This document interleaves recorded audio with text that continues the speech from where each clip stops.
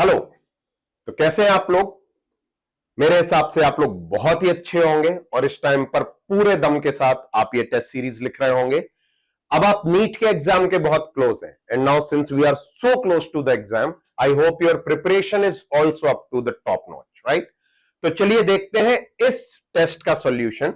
FLT 05 Pratigya test series, conduction date 16th of April, और इसमें हमने जो सिलेबस लिया है वो आपका पूरा सिलेबस का रेंज है, right from chapter 1 to chapter end which is asked in NEET exam. तो चलिए देखते हैं इसका solution part. Question number 1, a current of I is equal to 20 sin omega t cos omega t ampere is flowing in a circuit. The reading of current was taken by AC and DC meters respectively. The corresponding reading will be. देखिए किसी परिपथ में हमें क्या देके रखा है, जल्दी से समझते हैं। किसी परिपथ में I is equal to 20 omega T cos omega T ampere की धारा प्रवाहित है और धारा के पाठ्यांक दो तरीके से लिए गए हैं। एक लिया गया है प्रत्यावर्ती एमीटर और दूसरा लिया गया है डिस्ट एमीटर। तो हमसे पूछा है कि भाई संगत पाठ्यांक बता दीजिए क्या है। तो पहले तो हम इस इक्वेशन को सही फॉर्मेट में बना लें। I इक्वल टू क्या है, 20 sine omega T cos omega T.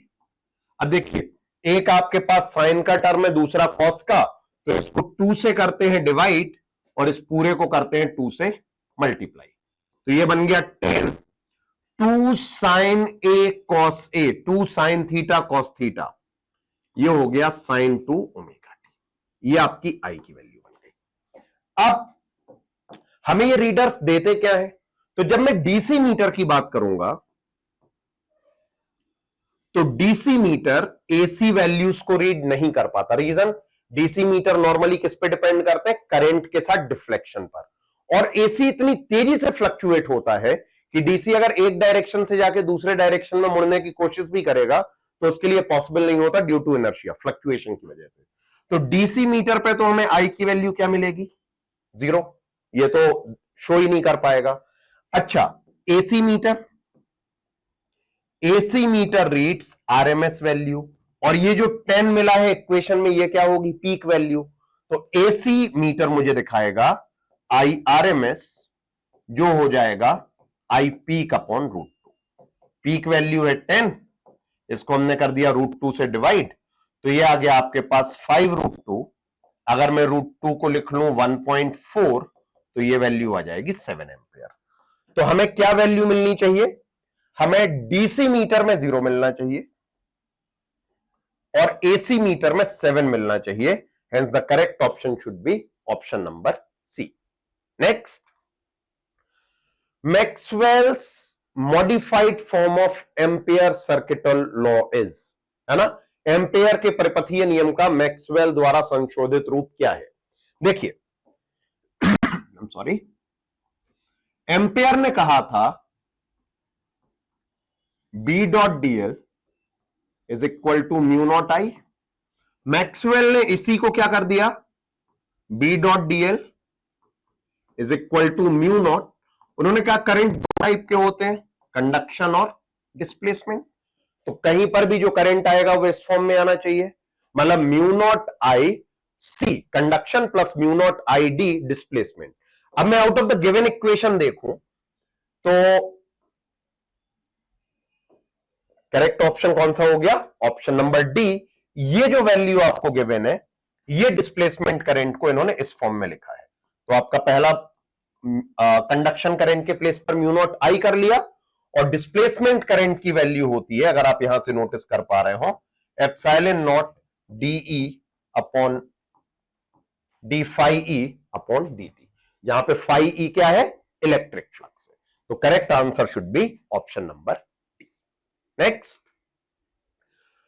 a small piece of metal mu r equal to 40 of volume 10 centimeter cube has a uniform magnetic field 4 Tesla inside it. The magnetic energy stored in the metal is, क्या देके रखा है, हमसे बोल रहे हैं 10 centimetre cube आयतन, तो मतलब आयतन दे दिया हमें 10 इंटू 10 पावर -6 मीटर क्यूब। एक छोटे धात्विक टुकड़े, यहां पे म्यू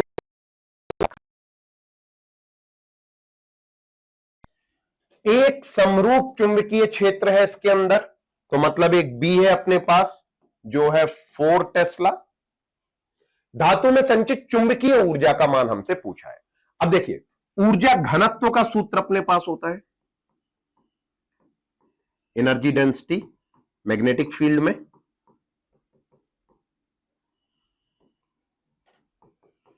इसे हम लिखते हैं half B square upon mu, right. अभी एनर्जी डेंसिटी है, मतलब यह है जी अपॉन वॉल्यूम। तो चलिए सारी वैल्यूज पुट कर लें, हाफ बी स्क्वायर, म्यू के प्लेस पर मैं लिख सकता हूं म्यू आर, तो एनर्जी आ जाएगी half B square mu not mu R V. Values put करने पे क्या मिलेगा, E is equal to 1/2 B square, B कितना देके रखा है हमें 4 टेस्ला चुंबकीय क्षेत्र की तीव्रता, मतलब ये हो गया 4 स्क्वायर अपॉन म्यू नॉट, तो म्यू नॉट आ जाएगा 4 pi into 10⁻⁻7 into mu R हमें देके रखा है 40 इंटू वॉल्यूम, तो वॉल्यूम क्या है अपने क्वेश्चन में 10 इंटू 10⁻⁻6।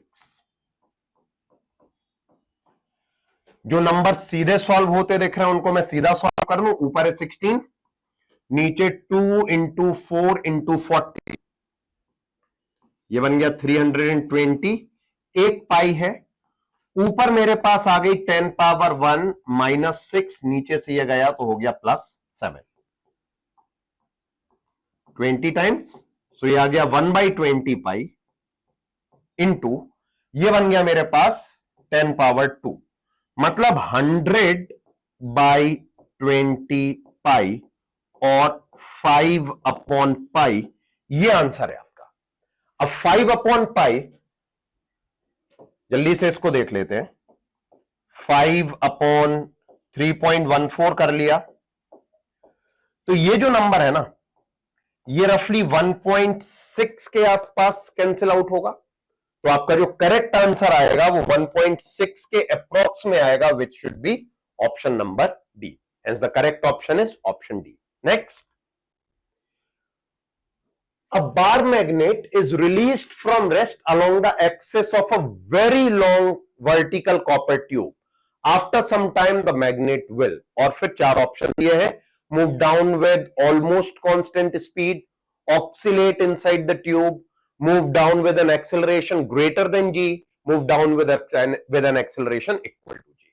क्या पूछा हमसे, किसी बहुत लंबी ऊर्ध्वाधर तांबे की एक नली है, तो एक तांबे की नली बना लेते हैं बहुत लंबी।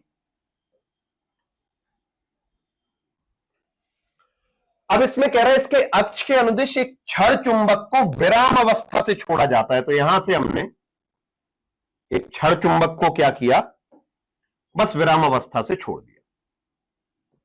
जैसे ही इसको विराम अवस्था से छोड़ा, इस पर नीचे की तरफ ग्रेविटी लग रही होगी जी, वो इसको क्या करेगी, नीचे की तरफ लेके जाना शुरू करेगी।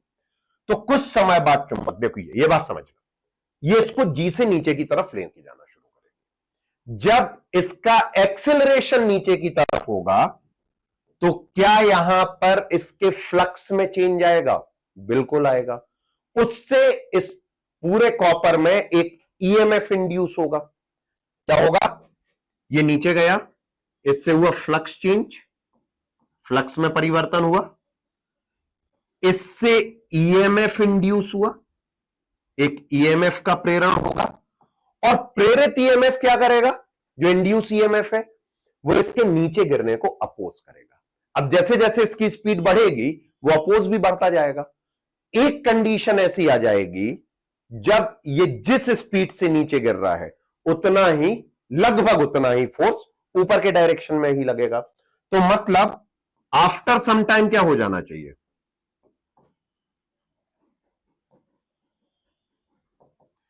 ईएमएफ इंड्यूस का जो रिजल्ट होगा वो कैंसिल आउट कर देना चाहिए, किसको, इफेक्ट ऑफ जी को। पूरी तरह से तो कैंसिल आउट नहीं होगा पर नियरली कैंसिल आउट कर देगा। तो मतलब यहां पर ये क्या हो जाएगा, जब दोनों एक दूसरे को कैंसिल आउट कर देंगे तो नेट फोर्स इस मैग्नेट के ऊपर 0 हो जाएगा। नेट फोर्स 0 हो गया मतलब स्पीड नियरली कांस्टेंट। तो ये मूव डाउन करेगा विद ऑलमोस्ट कांस्टेंट स्पीड से, लगभग स्थिर चाल से ये नीचे की ओर गिरेगी। Next, an electron starts to move with some velocity along the axis of a current carrying straight solenoid। क्या कह रहा है हमसे? एक इलेक्ट्रॉन एक सीधी धारावाही परिनालिका के अक्ष के अनुदिश किसी वेग से गति प्रारंभ करता है। तो एक सीधी लंबी परिनालिका है, एक सीधा लंबा सोलेनॉइड है अपने पास, और इसके अंदर इलेक्ट्रॉन अलोंग द एक्सिस के अनुदिश गति करना शुरू करता है। अब ये समझिए, सोलेनॉइड के अंदर एक मैग्नेटिक फील्ड होता है और मैग्नेटिक फील्ड का डायरेक्शन ये होता है अलोंग द एक्सिस, और जो इलेक्ट्रॉन की वेलोसिटी है ये भी कैसी है? अलोंग द एक्सिस है। ठीक है ना, ये डेटा हमें गिवन है। चलिए तो अब एक एक करके बात करते हैं जो ऑप्शन गिवन है हमें। पहला ऑप्शन कह रहा है the electron will experience magnetic force along the axis of the solenoid. क्या वो फोर्स एक्सपीरियंस करेगा? तो भाई फोर्स का फॉर्मूला होता है Q V B sine theta, और थीटा की वैल्यू कितनी है? दोनों सेम डायरेक्शन में है तो हो गया एफ प्रोपोर्शनल आ जाएगा किसके? साइन 0, मतलब वैल्यू कितनी आ जाएगी? 0। तो फोर्स तो नहीं लगना। इलेक्ट्रॉन परिनालिका की अक्ष के अनुदिश चुंबकीय बल का अनुभव करेगा? नहीं करेगा। अब दूसरे उस पे आ जाते हैं, the electron will not experience magnetic force. बिल्कुल, अभी हमने प्रूव किया। तो मतलब नंबर जो बी है कि इलेक्ट्रॉन चुंबकीय बल का अनुभव नहीं करेगा, ये सही है। Third, the electron will continue to move along the axis of the solenoid. देखो, अगर उसको सोलेनॉइड की एक्सिस से कहीं हटना है तो उसके ऊपर एक बल लगना चाहिए। मान लो मैं इस दिशा में गति कर रहा हूं, मुझे ऐसे जाना है, तो मेरे ऊपर एक बल लगना चाहिए, एक फोर्स लगना चाहिए। अब फोर्स तो है ही नहीं, बल 0 है, तो क्या मैं अपनी दिशा परिवर्तित करूंगा? क्या मैं अपनी डायरेक्शन चेंज कर सकता हूं? नहीं कर सकता। मतलब जिस डायरेक्शन में पहले जा रहे थे उसी में बाद में जाएंगे। तो पहले कहां जा रहे थे? Along the axis of solenoid. तो पहले अगर सोलेनॉइड की अक्ष पे जा रहे थे तो बाद में भी कहां पे जाते रहेंगे? सोलेनॉइड की अक्ष पे ही जाते रहेंगे, मतलब सी भी सही है। चलिए डी देख लेते हैं, electron will be accelerated along the axis. Electron परिनालिका की अक्ष के अनुदिश त्वरित होगा?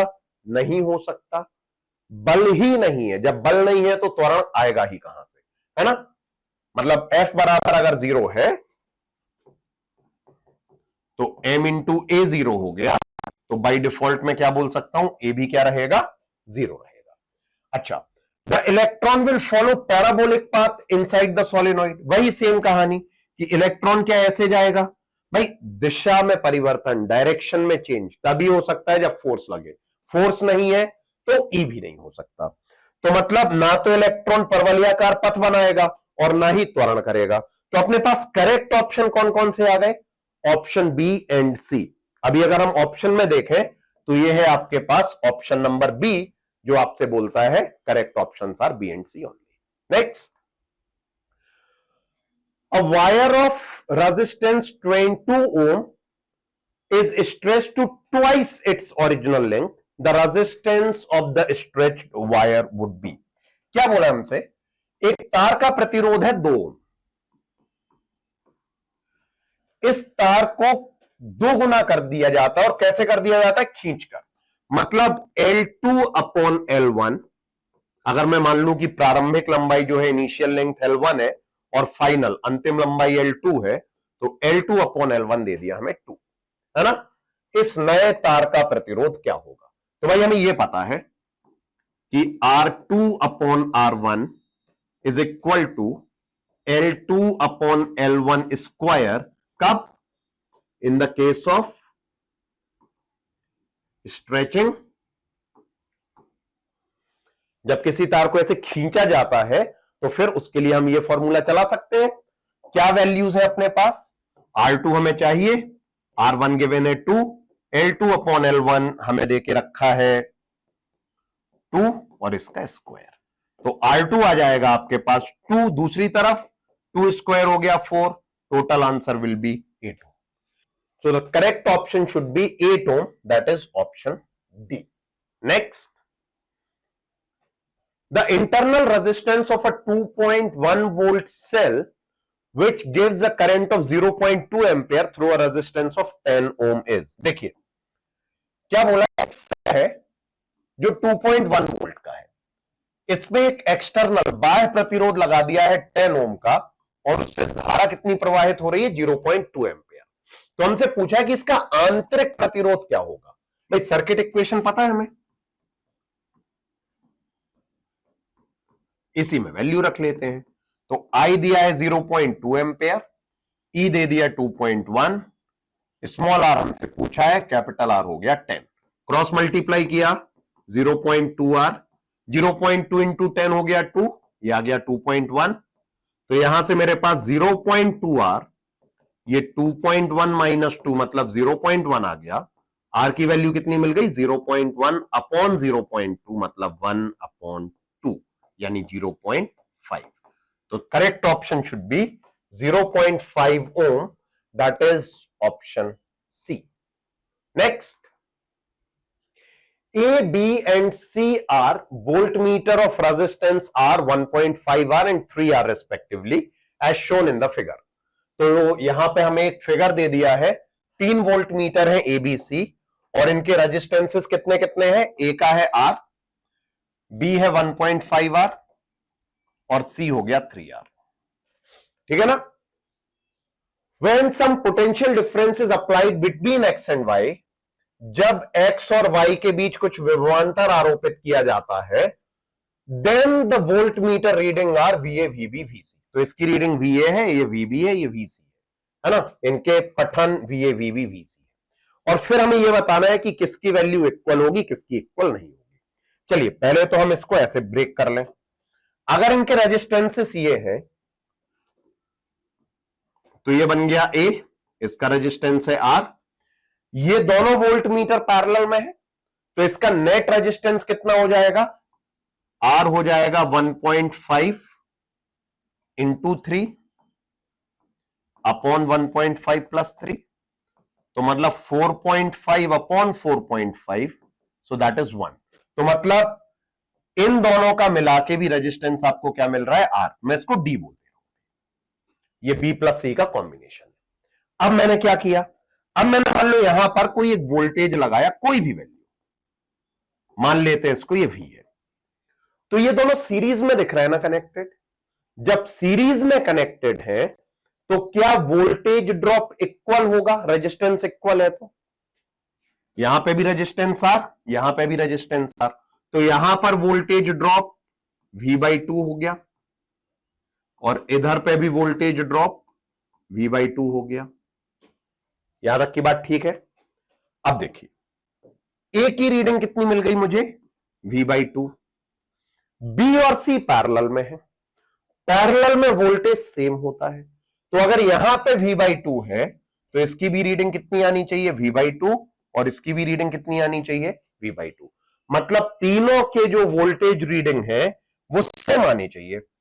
तो VA, VB, VC तीनों इक्वल होने चाहिए. Hence the correct option should be option number D. Next, 4 electric charges plus Q, minus Q, minus Q, okay, plus Q, minus Q and minus Q are placed at the corners of a square of side 2L as shown in figure. The electric potential at point A midway between the two charges plus Q and minus Q is. देखिए क्या बोला है, हमसे कह रहे हैं कि चित्र में दिखाए अनुसार 2L भुजा, तो ये डिस्टेंस आपकी 2L है, कि एक वर्ग के 4 कोनों पर ये आवेश हैं आपके plus Q, minus Q, minus Q. तो आवेश प्लस Q और माइनस Q के मध्य बिंदु A, मतलब यहां पर विद्युत विभव कितना है, तो हमें वोल्टेज निकालना है. चलिए वोल्टेज निकालते हैं फटाफट. पहले ये समझ लीजिए, अगर ये डिस्टेंस 2L है तो क्या ये डिस्टेंस L हो जाएगी, इसका मिड पॉइंट है A. अच्छा, अगर ये वैल्यू भी हमें पता है तो जरा इस पे भी दिमाग लगा लेते हैं. ये वाली डिस्टेंस कितनी होगी, देखिए ये है 2L, ये है L, ये एंगल स्क्वायर है, वर्ग है, तो ये 90 डिग्री हो गया। तो इसको मैं लिख सकता हूं पाइथागोरस थ्योरम का यूज करके root of 2l square plus l square मतलब रूट ऑफ 5l स्क्वायर, है ना, या इसी को हम लिख सकते हैं l रूट 5। चलो, तो अब इन पॉइंट्स की वजह से इसको मैं बोल रहा हूं पॉइंट L M N, इन चारों पॉइंट की वजह से ए पर हम पोटेंशियल देख लेते हैं। तो एल के लिए पोटेंशियल क्या आ जाएगा, के, चार्ज है क्यू, डिस्टेंस है एल। एम के लिए पोटेंशियल, एम के लिए के, चार्ज है माइनस क्यू, डिस्टेंस है एल। एन के लिए के, चार्ज है माइनस क्यू, डिस्टेंस है एल रूट 5। और ओ के लिए चार्ज है प्लस क्यू, डिस्टेंस है एल रूट 5। तो ये हो गया के क्यू अपॉन एल रूट 5। सबको ऐड करा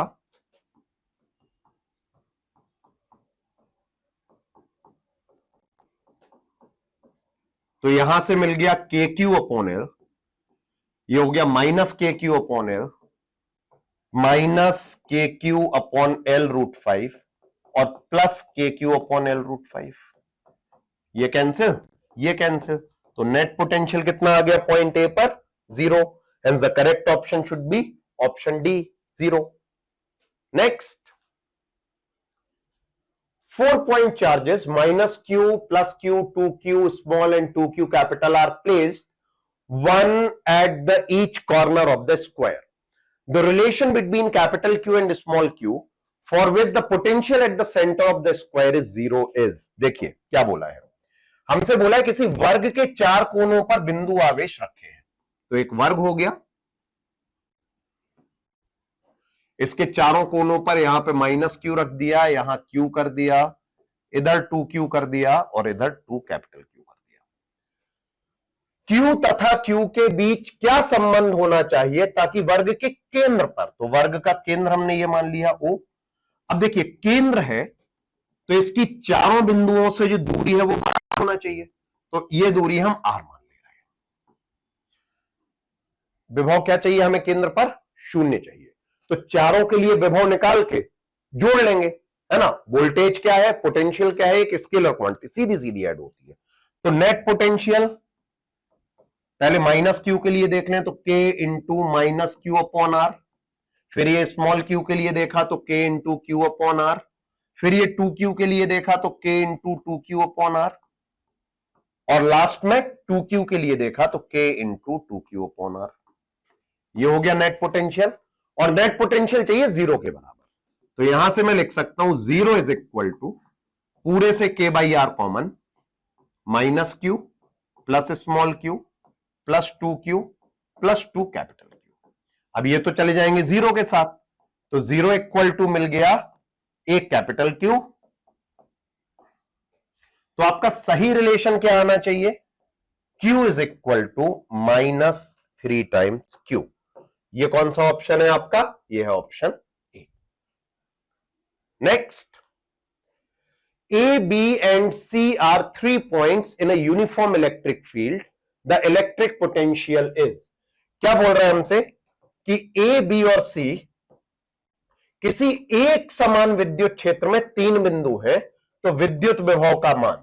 और अगर हम ये ऑप्शन देखें तो हमें ये पता करना है कि बराबर है या कहीं पे कम ज्यादा है। देखिए बहुत सिंपल सा एक लॉजिक है, अगर हम इस रिलेशन को याद करें तो ये क्या बोलती थी हमसे कि जिस डायरेक्शन में इलेक्ट्रिक फील्ड होती है ना, उस डायरेक्शन में भी डिक्रीज होता है।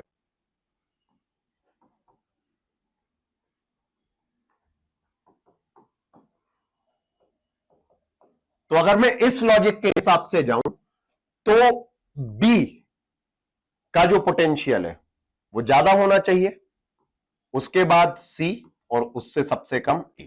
मतलब जैसे जैसे आप इलेक्ट्रिक फील्ड के डायरेक्शन में जाते जाओगे पोटेंशियल की वैल्यू डिक्रीज होती जाएगी। तो सबसे कम पोटेंशियल कहां पे मिलेगा हमें, it will be minimum at point A. Next, question number 12, an electric dipole is placed at an angle of 53 degree with an electric field of intensity 5 into 10 power 5 Newton per coulomb. It experiences a torque equal to 4 Newton meter. The charge on the dipole, if the dipole length is 2 centimeter, is. क्या बोला है हमसे? एक विद्युत द्विध्रुव है, उसको 5 10 power 5 Newton पर कूलाम तीव्रता के वैद्युत क्षेत्र में रखा है और कितने कोण पर रखा है? 53 डिग्री के कोण पर। ऐसा करने से उस पर 4 न्यूटन पर मीटर का बलाघूर्ण लगता है। तो बलाघूर्ण का फॉर्मूला क्या होता है?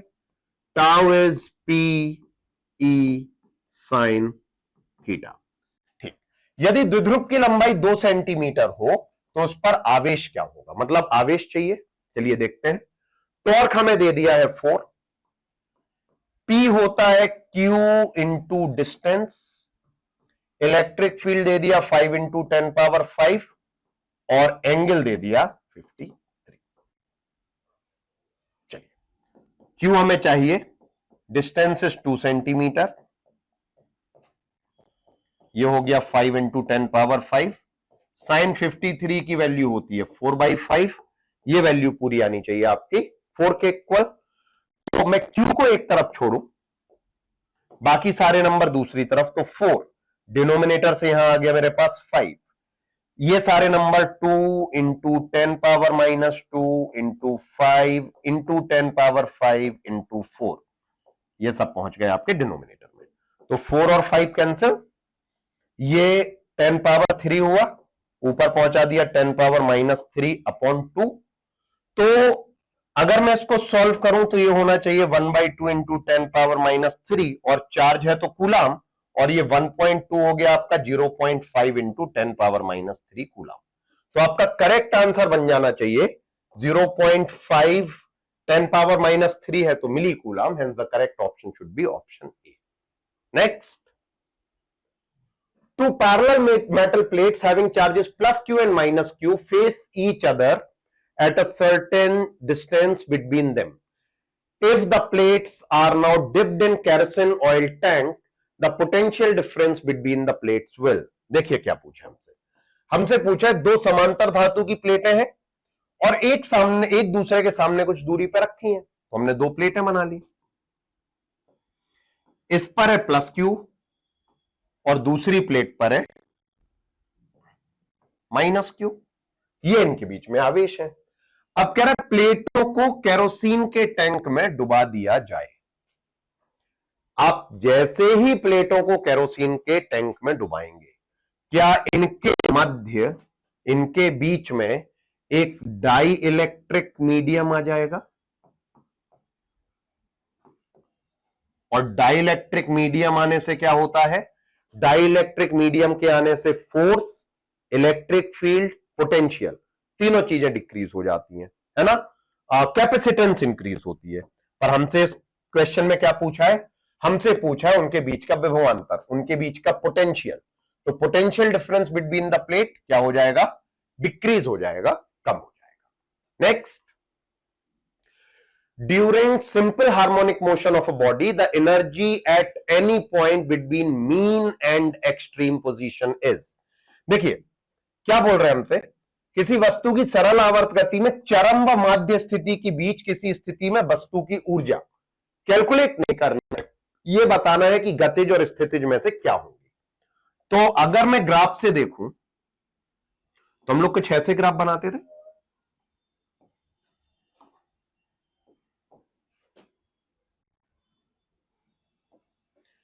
अब देखो अगर मैं एक्सट्रीम पोजीशन पे चला जाता हूं, है ना, बिल्कुल ऐसे चला जाऊं एकदम अंतिम अवस्था पे, तो यहां पे होती है केवल और केवल स्थितिज। और अगर मैं मीन पोजीशन पे आ जाऊं तो मीन पोजीशन पे होती है केवल और केवल गतिज, राइट? लेकिन इसके अलावा आप देख पा रहे होंगे कि बाकी मैं कोई भी पॉइंट लूं तो कहीं पर भी कोई भी एनर्जी जीरो नहीं है, मतलब कुछ ना कुछ गतिज ऊर्जा का भी मान मिलेगा और कुछ ना कुछ स्थितिज ऊर्जा का भी मान मिलेगा। तो यानी कि यहां पर जो दोनों होंगी एनर्जी, वो किसी भी पॉइंट पर दोनों की दोनों ही रहेंगी, काइनेटिक और पोटेंशियल दोनों का मिक्स रहेगा, कॉम्बिनेशन रहेगा। Next, During an adiabatic process, the pressure of a gas is found to be proportional to fourth power of its temperature. The ratio of Cp upon Cv of a gas is. क्या बोल रहा है हमसे? किसी रुद्धोष्म प्रक्रम में एक gas का दाब उसके ताप के चतुर्थ घात के समानुपाती पाया जाता है, तो Cp अपॉन Cv का अनुपात कितना है? तो भाई पहले तो एडियाबैटिक प्रोसेस रुद्धोष्म की बात हुई है प्रक्रम की, तो इसके इक्वेशन देख लेते हैं। PV power gamma is equal to constant, ये बेस इक्वेशन है। हमें चाहिए दाब और ताप, प्रेशर और टेम्परेचर, मतलब वॉल्यूम हटा दे तो मैं यहां से लिख सकता हूं पीवी, तो यहां से V की वैल्यू कितनी आ जाएगी, mu R T upon P, लिख लेते हैं जल्दी से। तो P mu R T upon P power gamma, ये मिल गया मुझे कांस्टेंट। अब देखो P T power gamma upon P power gamma, ये म्यू और आर क्या है, ये तो कांस्टेंट है, तो दूसरी तरफ चले जाएंगे कांस्टेंट ही बना देंगे कोई और, मतलब P power 1 minus gamma T power gamma, ये मिला कांस्टेंट। अगर मैं इसकी पूरे की पावर 1 माइनस गामा से डिवाइड कर दूं तो ये मिला P T power gamma upon 1 minus gamma equal to constant. ठीक है, अब हमसे क्वेश्चन में क्या बोल रहा है? क्वेश्चन में हमसे कह रहा है कि pressure is found to be proportional to fourth power of temperature, मतलब जो प्रेशर है वो ये फॉर्म में है, तो इक्वेशन क्या बनेगी, P is equal to constant into T power 4, मतलब P टी तरफ ले आते हैं -4 इक्वल टू कॉन्स्टेंट। दोनों इक्वेशन को कंपेयर कर ले, दोनों इक्वेशन को कंपेयर करने से P की तो वैल्यू दोनों तरफ सेम मिल गई है ना, तो यहां से -4, देखिए T की पावर यहां पे है -4 और यहां पे कितनी है, गामा अपॉन 1 माइनस गामा, तो ये आ गया -4 प्लस 4 गामा इक्वल्स गामा, मतलब 3 गामा आ गया 4, मतलब गामा आ गया 4/3, तो गामा की वैल्यू मुझे मिली 4/3। और क्या इसी गामा को हम Cp अपॉन Cv कहते हैं? तो जो Cp अपॉन Cv है उसकी वैल्यू कितनी आनी चाहिए, 4/3, hence the correct option will be option B. Next, 4 identical rods, each of mass m and length L, form a square as shown in the figure. The moment of inertia of the system about diagonal of the square is, देखिए क्या बोला है, 4 एक समान छड़े हैं, प्रत्येक का द्रव्यमान m और लंबाई L है, और एक वर्ग बना लिया, तो इस निकाय का वर्ग के विकर्ण के सापेक्ष जड़त्वाघूर्ण, ये विकर्ण हमें डॉटेड लाइन से एक दे दिया, मान लेते हैं कि इसके लिए जो जड़त्वाघूर्ण है वो I है, तो ये दूसरा विकर्ण और बना दिया, इसके लिए भी क्या होगा, I होगा। अब जहां पर ये दोनों पॉइंट इंटरसेक्ट कर, वहां से मैंने एक इसके परपेंडिकुलर एक्सिस ड्रॉ कर ली, लेट्स कॉल कि यहां पर जो मोमेंट ऑफ इनर्शिया है इस एक्सिस से वो I डैश, तो अगर मैं परपेंडिकुलर एक्सिस थ्योरम लगाऊं तो उसके हिसाब से I डैश, ये I प्लस I होना चाहिए, मतलब कितना होना चाहिए, 2I, तो I डैश अपॉन 2, ये I आ जाना चाहिए, दिस इज इक्वेशन नंबर 1। चलिए अब I कैलकुलेट करने की, I डैश कैलकुलेट करने की कोशिश करते हैं। देखो अगर मैं इस रॉड के मिड पॉइंट पे चला जाऊं जहां से सेंटर ऑफ मास जाता है, और उससे मैं एक एक्सिस ड्रॉ करूं परपेंडिकुलर टू द प्लेन, ये axis perpendicular to the plane है, ये वाली भी परपेंडिकुलर टू द प्लेन है, और वहां से मैं बोल दूं मोमेंट ऑफ इनर्शिया है I1, तो I1 की वैल्यू कितनी मिल जाएगी, ml²/12। अब ये दोनों एक्सिस कैसे है, पैरेलल है एक दूसरे के, तो I डैश क्या मिलेगा, पैरेलल एक्सिस थ्योरम लगा ली, I1 प्लस m, देखो ये सेंटर तक की डिस्टेंस है, पूरी लेंथ L थी तो ये L/2 हो गई, तो ये मिल गया L/2 होल स्क्वायर। I1 है अपने पास ml²/12, ये हो गया ml²/4, तो I डैश की वैल्यू एलसीएम लेने पर मुझे मिली 4 ml²/12, मतलब ml²/3, ये एक रॉड के लिए है। ऐसे कितने रॉड दिख रहे हैं मुझे, 4, तो आई डैश पूरे सिस्टम के लिए क्या हो जाएगा, 4 इंटू ml²/3। अब हमें आई डैश थोड़ी चाहिए, हमें तो चाहिए आई। तो यहां से फर्स्ट इक्वेशन अगर मैं यूज कर लूं तो आई क्या मिलेगा, I dash upon 2, so 4 ml²/3, और इसका कर दिया हाफ, तो मतलब फाइनल आंसर कितना आ गया, 2 ml²/3, and 2 ml²/3 is option number A. Next, the bulk modulus of a spherical object is B. If it is subjected to uniform pressure P, then the fractional decrease in its radius is। देखिए क्या बोला है, हमसे बोल दिया है कि किसी गोलीय पिंड का आयतन प्रत्यास्थता गुणांक B है, तो B क्या हो जाएगा, pressure upon change in volume divide by volume. इस पर एक समान दाब P लगाया जाता है, तो त्रिज्या में भिन्नात्मक कमी चाहिए, त्रिज्या में। तो क्या यहां से I can write dv upon v is p upon b। चलिए अब देखते हैं हमें वॉल्यूम को किस में कन्वर्ट करना है, रेडियस में। तो वॉल्यूम हो गया मेरे पास 4/3 पाई आर क्यूब, है ना, स्फेरिकल ऑब्जेक्ट। तो यहां से dv अपॉन dr कितना आ गया, ये बन गया 4/3 पाई, यहां से मिला 3r²। तो अगर मैं कहना चाहूं कि dv अपॉन v, ये वैल्यू कितनी आएगी, तो dv के प्लेस पे क्या लिख सकते हैं हम, 4/3 पाई इंटू 3r², dr दूसरी तरफ चले जाएंगे, और v आ गया मेरे पास 4/3 पाई r³। तो देखो 4/3 पाई से 4/3 पाई कैंसिल, r² से इसकी दो पावर्स भी खत्म, तो dv अपॉन v इसकी जगह पे मैं लिख सकता हूं, एक तो ये 3 बचा, dr अपॉन r। तो यानी कि dv अपॉन v के प्लेस पे हम लोग लिख सकते हैं 3dr अपॉन r, ये हो गया आपका p/b। तो ये dr अपॉन r, ये कितना आ गया, p upon 3b। So the correct option should be dr upon r as p/3b, which is option number C. Next,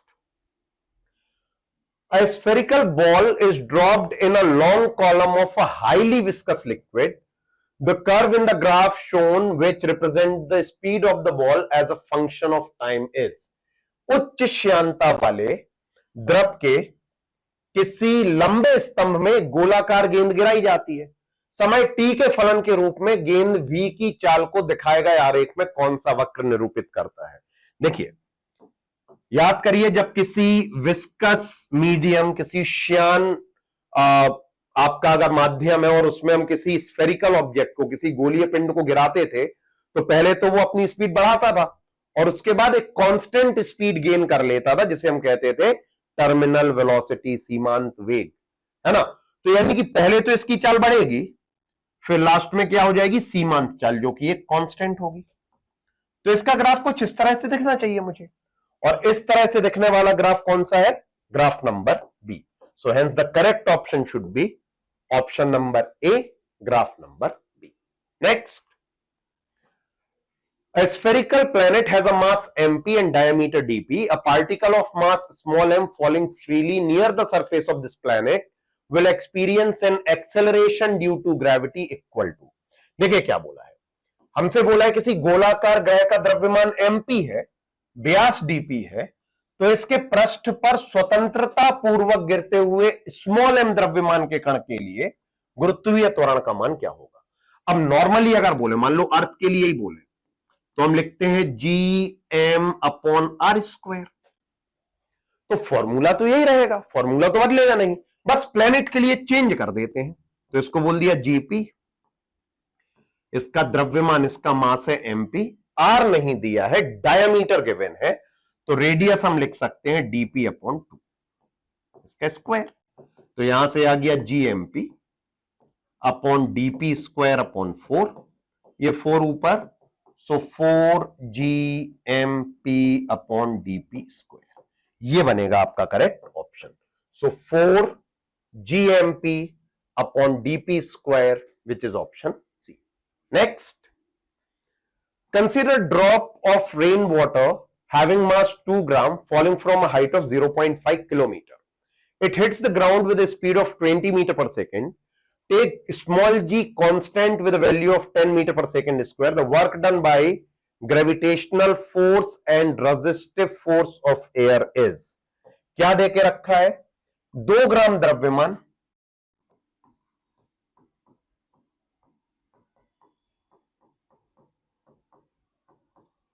की वर्षा की एक बूंद 0.5 किलोमीटर ऊंचाई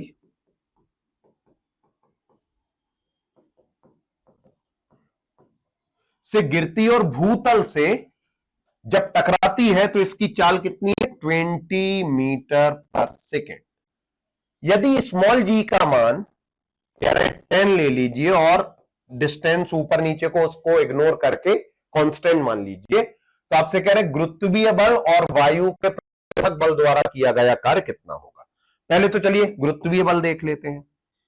ये यहां से गिरी, h दूरी तय की, तो किया गया कार्य गुरुत्वीय बल द्वारा क्या होता है? mgh। तो ग्रेविटेशनल फोर्स का वर्क आ जाएगा mass which is 2 into 10 power -3 into G into h। So this should B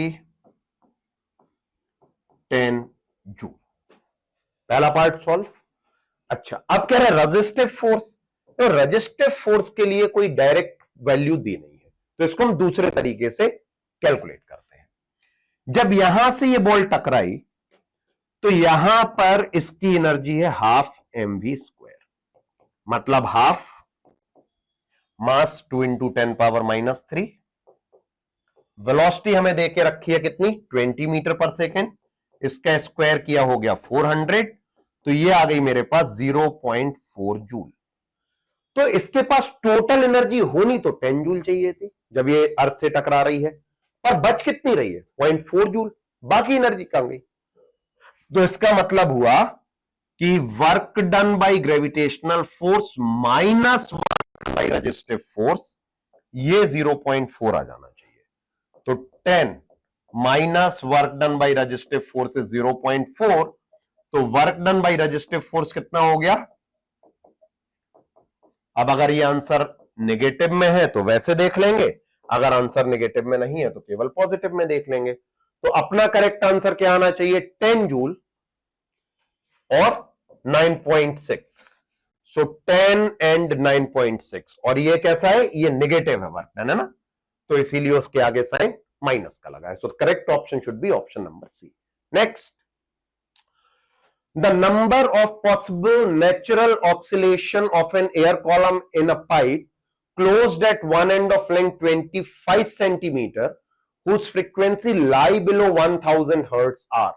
Velocity of sound is 300 meter per second. देखिए, अगर एक पाइप दिया है हमें जिसकी लेंथ कितनी है? 75 सेंटीमीटर,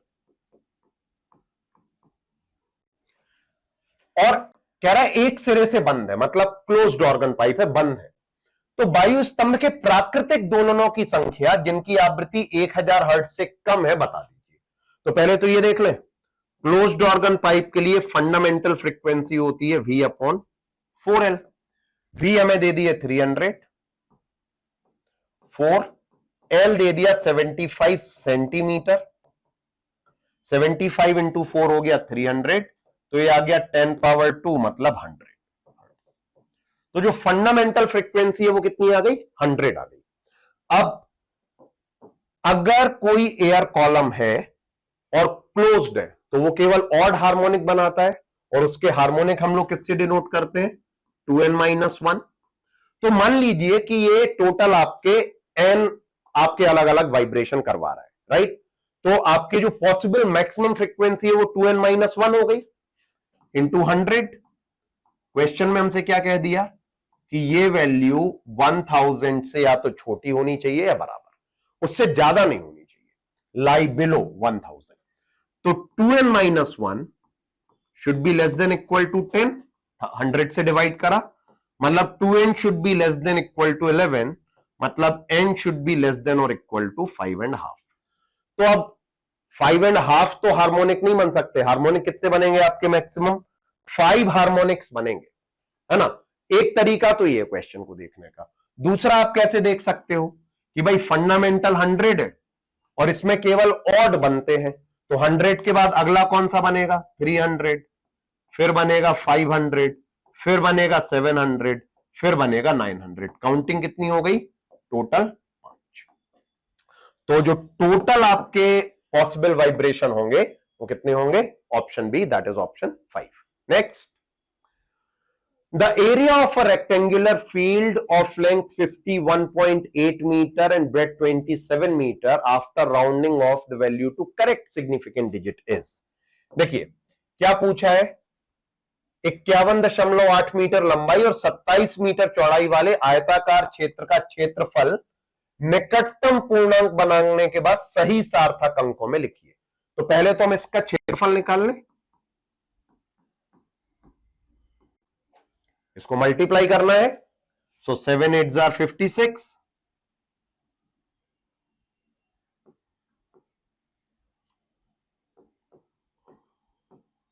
सो ये आ गया 68931। अब अगर मैं देखूं तो यहां पे एक पॉइंट के बाद डेसिमल है, लेकिन अपनी जो नंबर्स हैं इनमें यहां पे सिग्निफिकेंट फिगर्स, यहां पे सार्थक अंक है 3 और यहां पे सार्थक अंक है 2। तो मतलब हमें जो रिजल्ट चाहिए उसमें सिग्निफिकेंट फिगर्स केवल 2 होने चाहिए। तो क्या मैं इस नंबर को ऐसे लिख लूं, 13.986 इंटू 10 पावर 2, और इसे अब अगर मैं अप्रोक्सीमेट करूंगा, ये नंबर 9 ड्रॉप करूंगा, तो क्योंकि ये नंबर क्या है 5 से बड़ा है तो प्रीवियस में 1 ऐड करना पड़ेगा। आइडियली इसको हम लिख सकते हैं 1.398 इंटू 10 पावर 3। इसको ड्रॉप किया तो इसमें 1 ऐड हो गया, सो 1.4 इंटू 10 पावर 3, जिसे हम लिख सकते हैं 14 इंटू 10 पावर 2। तो अपना जो सही आंसर आ जाएगा वो आ जाएगा सिग्निफिकेंट फिगर्स के हिसाब से 14 into 10 power 2। Next, a projectile is fired from the surface of earth with a velocity of 6 meter per second at an angle of theta with the horizontal. Another projectile fired from another planet with the velocity of 3 meter per second at the same angle follows a trajectory which is identical with the projectile on earth, है ना? The value of acceleration due to gravity on the planet is, क्या बोल के रखा है? हमसे कह रहा है कि एक प्रक्षेप्य को पृथ्वी की सतह से 6 मीटर प्रति सेकंड के वेग और क्षैतिज दिशा से थीटा कोण पर फेंका जाता है। तो एक तो हो गया अपना ये प्रक्षेप्य, यहां पे u है 6, एंगल है थीटा। किसी अन्य ग्रह से 3 के वेग और थीटा पर एक अन्य प्रक्षेप्य फेंका गया, तो मतलब यहां से एक दूसरा प्रोजेक्टाइल है, इसकी जो वेलोसिटी है इसको मैं u प्लैनेट बोल दे रहा हूं 3, और इसके लिए भी एंगल क्या है? थीटा।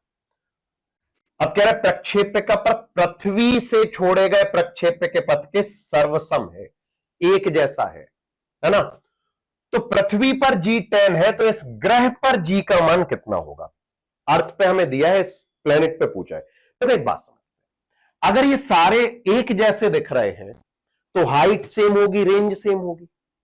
भाई एक जैसा है ना, तो अगर पहले वाले की मैं देखूं जो अर्थ पे है उसके लिए मैं हाइट बोल दूं h, तो जो दूसरे प्लेनेट पे उसके लिए भी हाइट h होगी, तभी तो पाथ एक जैसे होंगे, रेंज भी एक जैसी होगी। करेक्ट? तो मैं h इक्वल कर ले रहा हूं। So h on earth is equal to h on planet.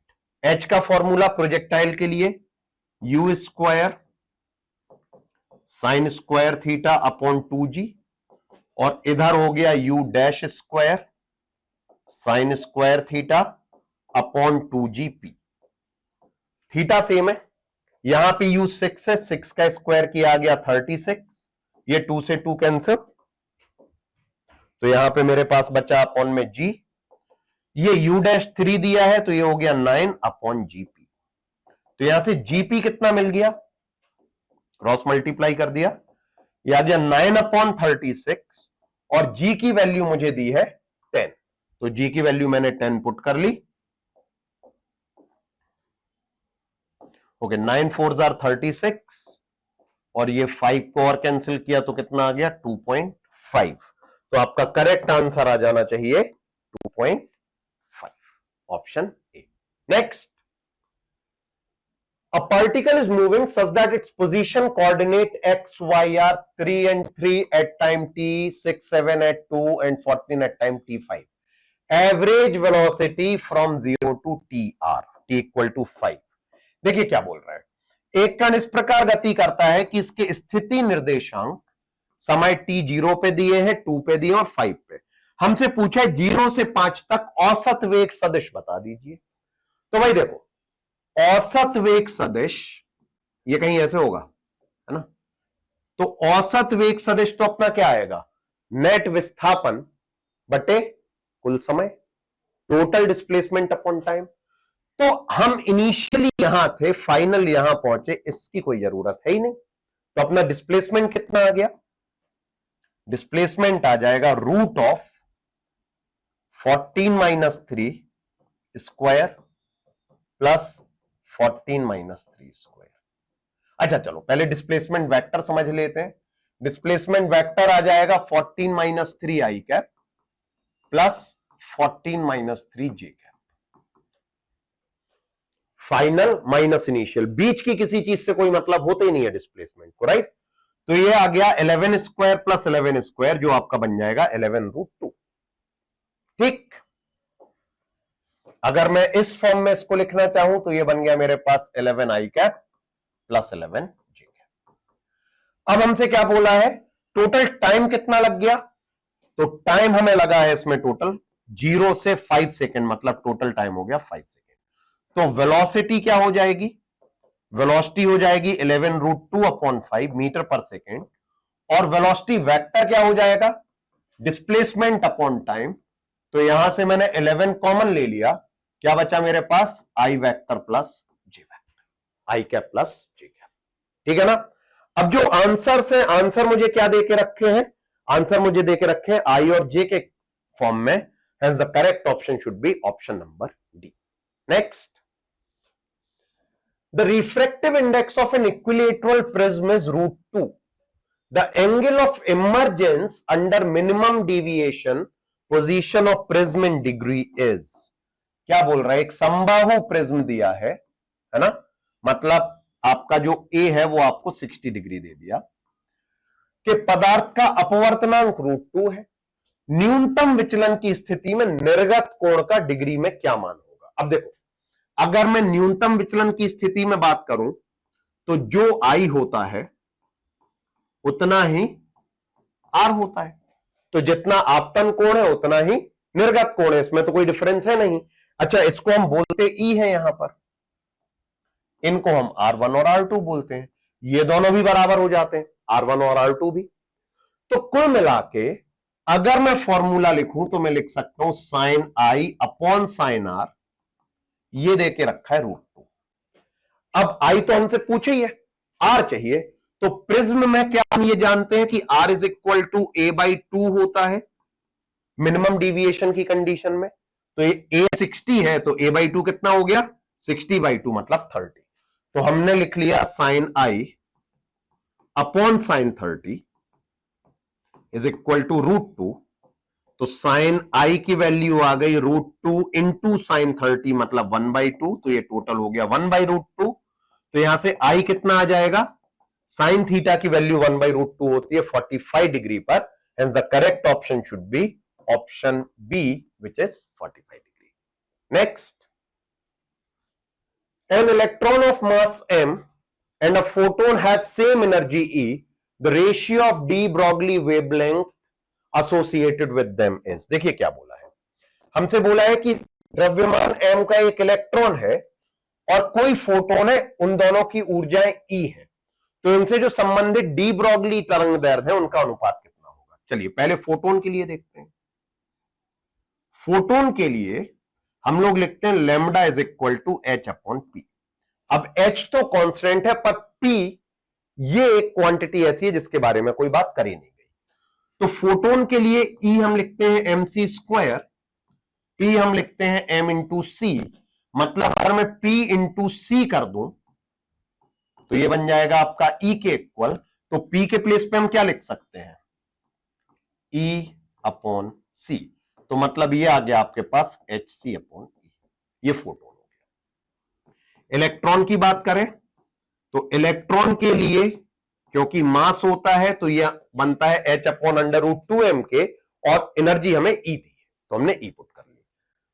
हमें इनका रेशियो चाहिए, है ना, इलेक्ट्रॉन और फोटोन का रेशियो चाहिए, तो मतलब मैं लिखूंगा lambda E upon lambda photon, तो ये बन गया H/√2me divide by HC upon E। H से H कैंसिल, E ऊपर, तो ये बना E/C इंटू √2me। रूट से एक ये रूट कैंसिल, तो अपना आंसर आ गया 1/C √E/2m। तो correct option should be 1/C √E/2m। Root को लिख सकते हैं पावर 1/2, तो 1/C E/2m पावर 1/2 कर should be the correct answer. Next, a proton and an alpha particle are accelerated from rest to the same energy, the de Broglie wavelength are in ratio। देखिए क्या बोला है, हमसे बोला है एक प्रोटॉन और एक अल्फा कण विरामावस्था से समान ऊर्जा तक त्वरित किए जाते हैं, तो डी ब्रॉगली तरंगों का अनुपात क्या होगा। देखिए ऊर्जा की बात करी है, तो मैं लिख सकता हूं lambda P upon lambda alpha बराबर H/√2 mass of proton, energy equal है, यहां पे आ गया। अच्छा, इसको आपने के फॉर्म में भी आप लिखते हैं कई बार, तो उससे कोई प्रॉब्लम नहीं है। m alpha E, H cancel, E cancel, 2 cancel, बचा क्या, root of mass of alpha upon mass of proton. अब अल्फा पार्टिकल है, अल्फा कण है, उसको हम लिखते हैं हीलियम, तो इसका इफेक्टिव मास 4, और ये प्रोटॉन है तो 1, तो आंसर कितना आ जाएगा 2, यानी कि जो करेक्ट ऑप्शन हो गया रेशियो वाइज वो हो गया 2/1, hence the correct option should be option A. Next, the electron concentration in an n-type semiconductor is same as whole concentration in a p-type semiconductor, an electric field is applied across each of them। देखिए क्या बोला है, हमसे बोला है कि एक n type का अर्धचालक है और एक p टाइप का अर्धचालक है। n टाइप में जितनी इलेक्ट्रॉन की सांद्रता है, मतलब जितना Ne है, p टाइप में उतनी ही कोटर की सांद्रता है, मतलब उतना ही NH है। दोनों पर वह वैद्युत क्षेत्र लगा दिया, तो दोनों में धाराओं के मान की तुलना करिए। धारा का जो मान होगा वो ये हो जाएगा, है ना। और अब एक बहुत अच्छी बात समझने की जरूरत है, हमें यह पता है कि जो मोबिलिटी होती है वो इलेक्ट्रॉन की होल के कंपैरिजन में ज्यादा होती है, यानी कि अगर एक समान वैद्युत क्षेत्र लगाओगे, है ना, तो Vd/E इलेक्ट्रॉन के केस में ज्यादा है और Vd/E होल यानी कोटर के केस में क्या है, कम है। तो मतलब क्या हुआ, वैद्युत क्षेत्र तो एक समान लगाए हैं, इलेक्ट्रिक फील्ड तो एक जैसा है, यानी कि इलेक्ट्रॉन के केस में ये क्या आएगा, ड्रिफ्ट वेलोसिटी ये ज्यादा आ जाएगी। अनुगमन वेग अगर ज्यादा है तो धारा का मान भी क्या होगा, ज्यादा होगा। तो यानी एन टाइप सेमीकंडक्टर में जो धारा है वो पी टाइप की तुलना में अधिक मिलेगी। तो करेक्ट ऑप्शन कौन सा हो गया, करेक्ट ऑप्शन हो गया current in an type is greater than current in p type, that is option number C। Next, when pn junction is in forward bias, देखो pn junction को हमने फॉरवर्ड बायस में कर दिया, pn संधि को हमने अग्रदिशिक कर दिया।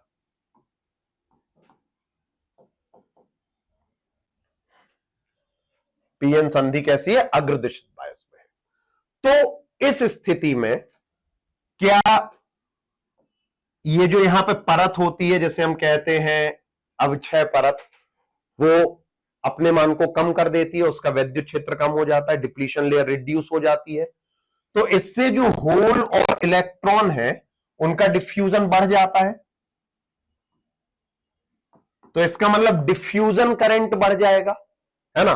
तो डिफ्यूजन करंट जो है वो बढ़ जाएगा और ड्रिफ्ट करंट जो है वो कम हो जाएगा। तो पहले तो इसी चीज पे चलते हैं कि विसरण धारा बढ़ेगी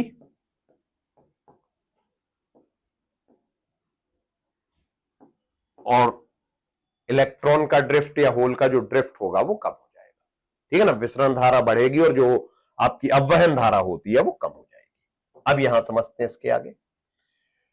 तो विसरण धारा अपवहन धारा से ज्यादा है, विसरण धारा यहां पे भी अपवहन धारा है।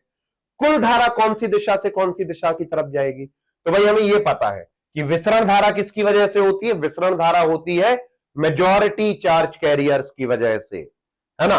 तो यहां से इलेक्ट्रॉन जाएगा एन से पी में, तो धारा किस दिशा से किस तरफ जाएगी? पी से एन की तरफ, यानी कि धारा की दिशा होगी पी से एन और विसरण धारा होगी किससे? अनुगमन या अपवहन धारा से ज्यादा। तो आपका डिफ्यूजन करंट ड्रिफ्ट से ज्यादा और नेट करंट की डायरेक्शन पी से एन की तरफ है। Next, two identical balls move with a speed of 6 meter per second in opposite direction. They collide. If for collision equal to 1/3, the speed of each ball after collision will be okay. समान द्रव्यमान वाली दो गेंदें 6 metre प्रति second की चाल से विपरीत दिशा में गति करती हुई सम्मुख टक्कर करती हैं। प्रत्यावस्था गुणांक E बराबर 1/3 हो तो टक्कर के पश्चात प्रत्येक गेंद की चाल क्या होगी? देखो, एक तो इसको करने का तरीका है कि वो जो आपके इक्वेशन है ना, V1 V2 वो याद रखिए। दूसरा जो सिंपल तरीका है वो बात कर लेते हैं। ये है मास M, ये है मास M, ये जा रहा है इस डायरेक्शन में, ये जा रहा है इस डायरेक्शन में। फाइनली हम ये मान लेते हैं कि इसकी वेलोसिटी आफ्टर कॉलिजन V1 हो जाएगी, इसकी वेलोसिटी आफ्टर कॉलिजन V2 हो जाएगी। ठीक है, तो देखिए क्या इक्वेशन मिलने वाली है। तो यहां से मुझे इक्वेशन मिलेगी, पहले इसकी वेलोसिटी कितनी है? 6, इसको आई कैप मान लेते हैं और ये माइनस आई कैप में है। तो एक बात हमें यह पता है कि संवेग संरक्षित होता है, मोमेंटम कंजर्व है। तो m into 6i plus m into minus 6i should be equal to mv1 vector plus mv2 vector। ये m से m कैंसिल हुआ, यहां से मुझे क्या मिल जाएगा? देखो, ये -6mi है, ये प्लस मतलब 0, तो v1 vector is equal to minus v2 vector आ गया। दोनों के मैग्नीट्यूड सेम है और डायरेक्शन उल्टे हैं। पहली बात यहां से ये क्लियर हुई। चलिए अब दूसरी बात पे आ जाते हैं। दूसरा हमें दिया है कोफिशिएंट ऑफ रेस्टिट्यूशन, ये होती है velocity of separation upon velocity of approach. तो मैंने ये कर लिया, v2 vector minus v1 vector upon u2 vector minus u1 vector. तो यहां से क्या मिल गया? 1/3 is equal to v2 minus v1। अब v2 और v1 मान लीजिए मैं इनको लिख लूं, v2 के प्लेस पे मैंने लिख लिया v2 और v1 के प्लेस पे मैंने लिखा माइनस v2। u2 था -6i और ये था 6i, तो बीच में लग गया माइनस का साइन। तो मुझे क्या मिल गया? यहां से ऊपर हो गया मेरे पास 2v2, नीचे हो गया मेरे पास 12i कैप। अब ये वेक्टर का केवल मैग्नीट्यूड हमने ले लिया, डायरेक्शन अभी हटा दी है। ये हो गया कितना? 6, तो v2 आ जाएगा आपका 6/3 मतलब 2 मीटर पर सेकेंड। तो जो बॉल्स है प्रत्येक गेंद की चाल कितनी मिलेगी हमें? 2 मीटर पर सेकेंड मिलेगी। Right, next, what is the maximum number of possible spectral line if electron is in 3 excited state of hydrogen atom? देखो, हाइड्रोजन एटम में वो ग्राउंड से, मतलब जिसको हम बोलते हैं n इक्वल टू 1, क्या बोल रहा है? तृतीय उत्तेजित अवस्था में पहुंच जाता है। मतलब वो पहुंचा कहां आपका? n इक्वल टू 4 पर। तो संभावित स्पेक्ट्रमी रेखाओं की अधिकतम संख्या क्या होगी? तो स्पेक्ट्रमी रेखाओं की संख्या चाहिए, इसके लिए होता है आपका, जिन आप दो तलों की, जिन दो लेवल की बात कर रहा हूं, एनर्जी लेवल की, है ना। तो यहां पे इन दोनों के बीच का गैप कितना है? 3। तो संख्या होती है 3 इंटू 4 डिवाइड बाई 2। फॉर्मूला क्या पढ़ा था हमने? n+1 divide by 2। कितनी आ गई कुल स्पेक्ट्रमी रेखाएं? 6। तो जो अधिकतम संभावित स्पेक्ट्रमी रेखाएं हैं वो होंगी option C 6। Next, a metal surface is an evacuated tube is illuminated with monochromatic light causing the emission of photoelectrons which are collected at an adjacent electron. For a given intensity of light, the way in which the photocurrent I depends on the potential difference V between the electrodes is as shown. If the experiment were repeated with light of twice the intensity, but the same wavelength, which of the graphs below will show the relation between I and V? Okay, क्या बोला हमसे बोला एक धात्विक सतह है जो एक निर्वात नली में है, इसको एक वर्णीय प्रकाश से प्रदीप्त करने के फलस्वरूप इलेक्ट्रॉनों का उत्सर्जन होता है जो समीपवर्ती इलेक्ट्रोड पर एकत्रित किए जाते हैं।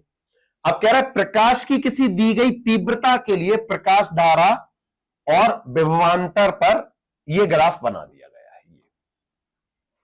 है ना। साथ में हमसे कह दिया यदि प्रयोग को दोगुनी तीव्रता दोगुनी कर दी पर समान तरंग दैर्घ्य के प्रकाश द्वारा दोहराया जाए तो कौन सा ग्राफ सही आपको चित्र बताएगा। देखो भाई, अगर मैं आवृत्ति या तरंग दैर्घ्य, अगर मैं फ्रीक्वेंसी या वेवलेंथ में चेंज करता तो मेरा ये V नॉट चेंज होना चाहिए था, पर इनमें तो कोई चेंज है नहीं, मतलब V नॉट तो जहां पे है वहीं पे मिलेगा, ये पॉइंट बदल नहीं सकता। इंटेंसिटी क्या करेगी, इंटेंसिटी बढ़ाने पर जो सैचुरेशन करंट है वो बढ़ जाता है। तो मतलब आपका करेक्ट ग्राफ कैसे होगा, पहले वाला ग्राफ आपको दिखाया गया है वास्तविक प्रयोग को खंडित रेखा, मतलब डॉट डॉट डॉट लाइन। तो क्या हमें कुछ ऐसा ग्राफ मिलेगा, ये वास्तविक रेखा है। अब हम कह रहे हैं कि फ्रीक्वेंसी और वेवलेंथ बढ़ाई नहीं, मतलब V नॉट यही रहेगा, इंटेंसिटी बढ़ा दी तो धारा अपनी कुछ बढ़ जाएगी। तो कौन सा ऑप्शन अपना मैच कर गया, अपना जो करेक्ट ऑप्शन मैच कर गया है वो है option number B. Next, question 33, the momentum of a photon of energy 3 kilo electron volt in kilogram metre per second will be. 3 keV ऊर्जा रखने वाले फोटोन का संवेग क्या होगा। ठीक, देखिए अगर हम इलेक्ट्रॉन की बात कर रहे हैं और हमें उसका मोमेंटम चाहिए और हमें दिया क्या है, एनर्जी दी है, तो एनर्जी इज इक्वल टू हम क्या लिख सकते हैं, mc स्क्वायर, यहां से मैं लिख सकता हूं mc इंटू सी, और ये हो गया मास इंटू वेलोसिटी मतलब मोमेंटम। तो मोमेंटम जो है वो हो जाएगा E अपॉन सी। चलिए वैल्यू रख लेते हैं, E दिया है 3 किलो, हमें बोल दिया इलेक्ट्रॉन वोल्ट, तो इसको जूल में कन्वर्ट कर लेते हैं, 1.6 10 पावर माइनस 19 का मल्टीप्लाई कर लिया, इधर आ गया ये 3 इंटू 10 पावर 8, 3 से 3 कैंसिल, नंबर बचा 1.6, 10 पावर आ गई 3 माइनस 19 माइनस 16, और इधर से गया माइनस 8, सो 10 पावर हो गई minus 24। Hence the correct option should be 1.6 into 10 power minus 24, option C. Next, the plot given below is of the average power delivered to an LRC circuit versus frequency. The quality factor of the circuit is, देखिए क्या बोला है, हमसे कहा है कि प्रदर्शित चित्र में एक LRC परिपथ को दी गई औसत शक्ति और आवृत्ति के बीच आरेख दर्शाया गया है, परिपथ का विशेषता गुणांक क्या होगा। तो भाई परिपथ का विशेषता गुणांक हम कैसे निकालते हैं, अगर ऐसे फ्रीक्वेंसी की बात हो जाए, हम इसको लिखते हैं म्यू नॉट। अब ये क्या है, ये होती है वो फ्रीक्वेंसी या वो एंगुलर फ्रीक्वेंसी जहां पर मैक्सिमम वैल्यू मिले, रेजोनेंस मिले। ये किस वैल्यू पे मिल रहा है, 6 पर। ये क्या है, डेल्टा ओमेगा। ये ऐसे दो पॉइंट के बीच का डिफरेंस है जहां पर वैल्यू टोटल वैल्यू की आधी हो जाती है। तो देखो टोटल वैल्यू 1 है, इस पॉइंट पे आधी हो गई, तो पहले 4 पे हुई फिर 9 पे, इन दोनों के बीच का गैप कितना आ गया, 9 माइनस 4 मतलब 5। तो आपका जो क्वालिटी फैक्टर है वो कितना हो गया, 1.2। The correct option is option number D. Next, a solenoid has turn density 5000 turn per meter and cross sectional area 10 centimeter square. If a current of 1 ampere flows in it and inside material has relative permittivity of 1000, then final energy per unit length of solenoid will be. क्या बोला है हमसे? बोला है एक परिनलिका का घेरा घनत्व मतलब स्मॉल n, ये हमें 5000 दे दिया टर्न पर मीटर। अनुप्रस्थ काट का क्षेत्रफल A दे दिया 10 इंटू 10 पावर -4, इसमें म्यू आर 1000 दे दिया और करंट 1 एम्पियर दे दिया। तो हमसे कह रहे हैं प्रति एकांक लंबाई ऊर्जा। चलो देखते हैं। हमें यह पता है कि जो करंट जो एनर्जी डेंसिटी होगी वो हो जाएगी half B square upon mu. तो इसको मैं लिख सकता हूं हाफ बी की जगह आ जाएगा mu not an I square upon mu. अब यहां पर क्योंकि बीच में एक मटेरियल भी भरा है तो म्यू नॉट के साथ क्या ले लेंगे? Mu R. तो ये मेरे पास बन गया half mu not mu R whole square into N square I square और अपॉन में है म्यू जिससे मैं लिख सकता हूं म्यू नॉट म्यू आर। तो ये एक पावर आपकी कैंसिल हो गई। ठीक है, ये एनर्जी डेंसिटी आई। हमसे ये नहीं पूछा, हमसे पूछा एनर्जी पर यूनिट लेंथ। तो अगर मैं इसको लिखूं तो क्या मैं लिख सकता हूं energy upon volume, energy density को, जिसे मैं लिख सकता हूं energy into area into length. मतलब एनर्जी अपॉन लेंथ अगर मुझे करना है तो एरिया दूसरी तरफ चला जाएगा। तो मेरे पास फॉर्मूला आ जाएगा half mu not mu R N square I square into A. चलिए वैल्यू पुट कर लेते हैं जल्दी से। तो यहां से मिल गया हाफ म्यू नॉट है 4 pi into 10 power -7, mu R दे दिया है 1000, एन स्क्वायर मतलब 5000 का स्क्वायर, साथ में दे दिया आई स्क्वायर मतलब 1 का स्क्वायर और साथ में बोल दिया है A which is 10 into 10 power -4। So this should be 2 pi.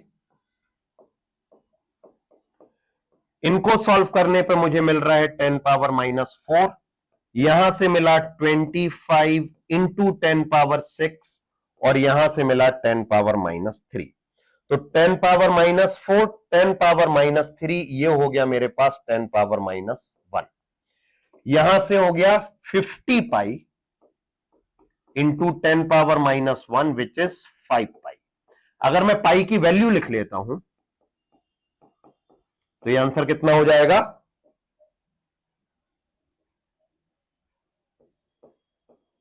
15.70 which is option number A. Next, a series combination of N1 capacitors, each of value C1 is charged by a source of potential difference 1 volt. Then another parallel combination of N2 capacitors, each of value C2 is charged by a source of potential difference 2V. It has twice energy stored in it as compared to the first combination has. The value of C2 in terms of C1 is then. क्या बोल रहे हैं? श्रेणी क्रम में जुड़े N1 संधारित्र में प्रत्येक की धारिता C1 है, तो इसकी जो तुल्य धारिता हो गई वो C1 अपॉन N1 हो गई। अब कह रहे हैं इसको 1 वोल्ट विभवांतर के एक स्रोत से आवेशित किया गया है और ऊर्जा की बात करी है, तो इसकी कुल ऊर्जा कितनी हो जाएगी सीरीज वाले की? Half C1 upon N1 V square. चलिए अब दूसरे पे आते हैं। एक अन्य संयोजन में N2 संधारित्र, प्रत्येक की धारिता C2 है, समांतर में जोड़ा है, तो यहां पर जो कुल धारिता हो जाएगी ये हो जाएगी आपकी N2 C2, है ना। यहां पे ऊर्जा कितनी हो गई? Half N2 C2। अब इसको 2 वोल्ट विभवांतर से आवेशित किया है तो इसकी ऊर्जा हो गई इतनी। कह रहा है कि यदि दूसरे संयोजन की ऊर्जा पहले की दोगुनी हो, मतलब U पैरेलल बराबर 2 इंटू U सीरीज है, तो यहां से क्या मिल जाएगा मुझे? यहां पे मैं वैल्यू लिख लेता हूं half C1 upon N1 V square, ये आ गया U सीरीज, इसको कर दिया 2 से गुना तो ये मिल जाएगा मुझे half N2C2 into 4v²। V square से वी स्क्वायर कैंसिल, हाफ से हाफ कैंसिल, 2 2s आर 4। तो C1 के पदों में C2 का मान बताना है आपको, मतलब हमें C2 चाहिए, तो C2 इधर छोड़ते हैं। इस तरफ मेरे पास क्या है, C1/N1 पहले से है ही, और इधर से 2N2 और नीचे चला गया, तो मतलब C2 की वैल्यू क्या आ गई C1 के फॉर्म में, C1/2N1N2। So C1/2N1N2, that should be option number D. Next. A mass M is vertically suspended from a spring of negligible mass. The system oscillates with a frequency f. तो system का time period हो गया आपका 2 pi under root M by K, system की frequency हो गई आपकी 1/2 pi under root K by M. Okay, आगे क्या बोल रहा है, now spring is cut into 3 equal parts, these parts are connected in parallel and a mass 4m is suspended, the new frequency will be। देखिए क्या बोला है, बोला है कि एक द्रव्यमान m को नगण्य द्रव्यमान की एक स्प्रिंग से ऊर्ध्वाधर लटकाया गया है, निकाय की आवृत्ति f है। तो मैंने ये बोल दिया कि भाई फ्रीक्वेंसी है, मान लीजिए स्प्रिंग का कांस्टेंट आपका k है, द्रव्यमान लटकाया m है, तो f क्या आ जाएगा 1/2 पाई अंडर रूट के अपॉन m। अब कह रहे हैं स्प्रिंग को 3 बराबर भागों में काट दिया, तो जब भी किसी स्प्रिंग को हम काटते हैं, अगर टोटल वैल्यू पहले k थी, तो अब ये वैल्यू क्या हो जाएगी, तीनों के लिए क्या हो जाएगी, तीनों पार्ट के लिए 3 के 3 के 3 के, और फिर क्या किया, इनको समांतर क्रम में जोड़ दिया। तो भाई समांतर क्रम में अगर हमने जोड़ा,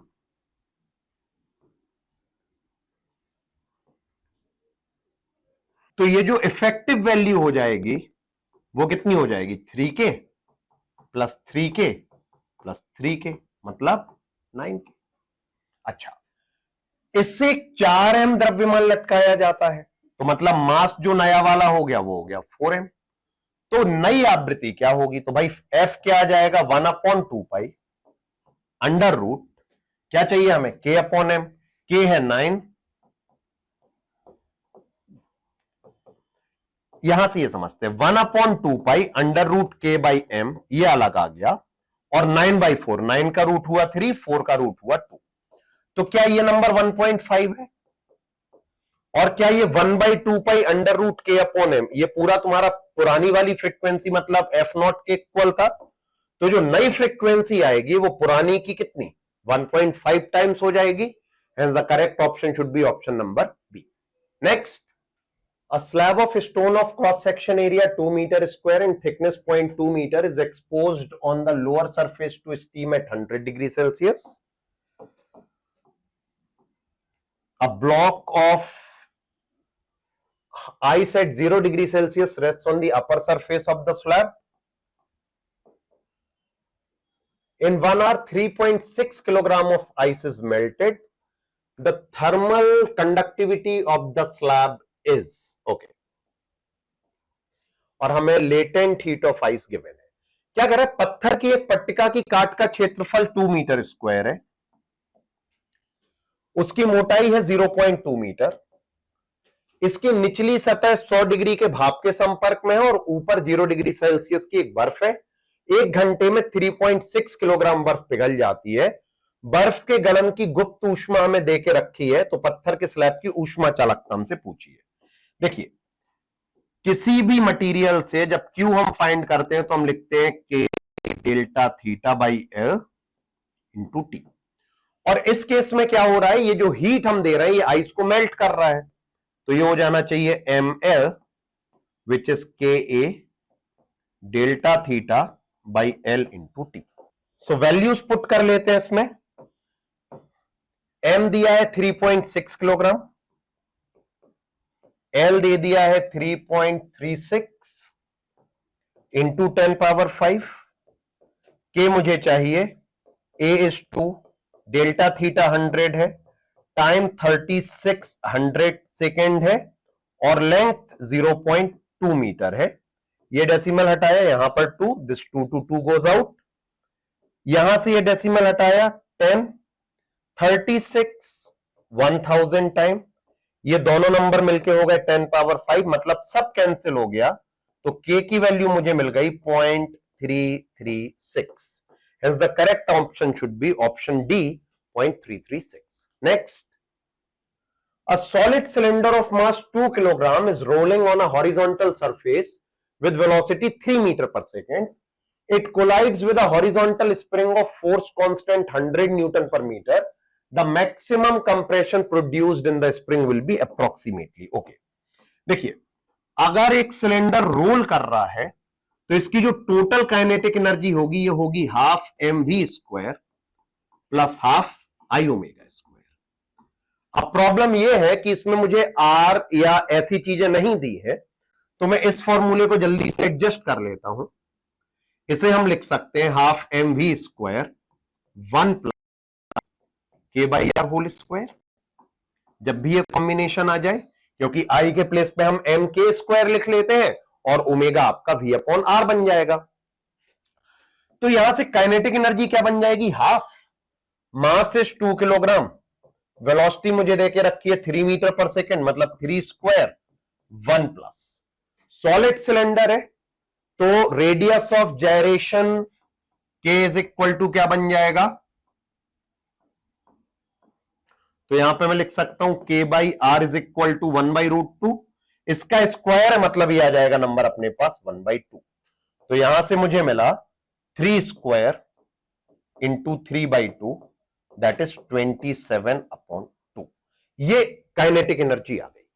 अब ये जाके उस स्प्रिंग से टकराएगा, स्प्रिंग से टकराने से क्या होगा, स्प्रिंग कंप्रेस होगी, है ना, स्प्रिंग में संपीड़न। तो ये मैं क्या लिख सकता हूं, ऊर्जा संरक्षण से हाफ के एक्स स्क्वायर, ये आ गया 27/2, के की वैल्यू में कितनी गिवन है 100, सो 100 एक्स स्क्वायर इज 27, मतलब एक्स स्क्वायर कितना आ जाएगा, 100 से डिवाइड किया 0.27, एक्स आ गया 0.27 का रूट। अगर मैं 0.5 की बात करता हूं तो ये 0.25 का रूट होता है, तो 0.27 का रूट 0.5 से थोड़ा सा ज्यादा होना चाहिए, so the correct option will be nearly 0.5 itself, है ना, तो आंसर शुड बी ऑप्शन सी।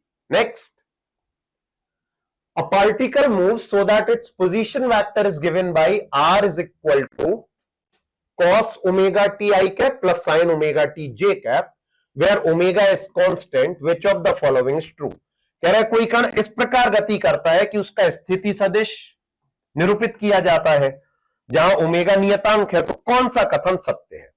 अब कह रहा है वेग और त्वरण, और हमसे ये पूछा है कि वो किसके लंबवत है किसके समांतर है, ऐसी चीजें। तो चलिए देख लेते हैं। आर वेक्टर गिवन है, तो अगर मैं वेलोसिटी वेक्टर निकालूं तो मैं क्या करूंगा, इसको डिफरेंशिएट, तो कॉस ओमेगा टी लिया, ये हो गया minus sine omega T into omega आई कैप, और साइन का डिफरेंशिएशन हो गया कॉस इंटू ओमेगा जे कैप। तो वी वेक्टर आ गया omega common minus sine omega T I cap plus cos omega T J cap. अच्छा, एक्सेलरेशन वेक्टर, इसको एक बार और डिफरेंशिएट कर लेते हैं, तो साइन का हुआ कॉस और कॉस का हो गया माइनस साइन, दोनों से एक एक ओमेगा बाहर आ जाएगा, तो यहां पर ये मिल गया मुझे ओमेगा स्क्वायर, और ये जरा देखते हैं यहां से एक माइनस और बाहर लेते हैं, तो ये क्या आर वेक्टर के ही इक्वल आ गया, बिल्कुल आ गया। चलिए तो इसको जरा देखते हैं। अभी अगर मैं लिखूं v dot are,